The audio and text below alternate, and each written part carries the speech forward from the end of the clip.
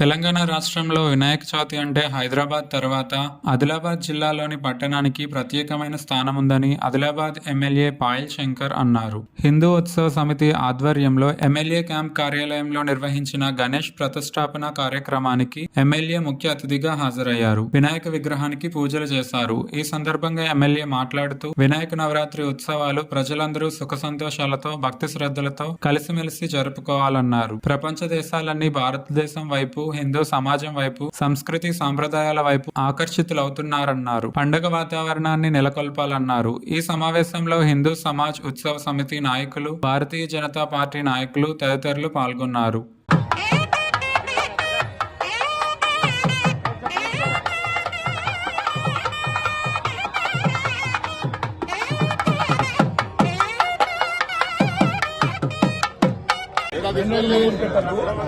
ఒక్కంటే 2-3 గణపతులు పెట్టద్దు, ఒకటే పెట్టాలి.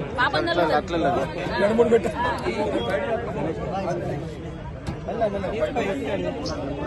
సార్ అట్లా వెళ్ళండి సార్, ఆ సైడ్ నుంచి ఓకే.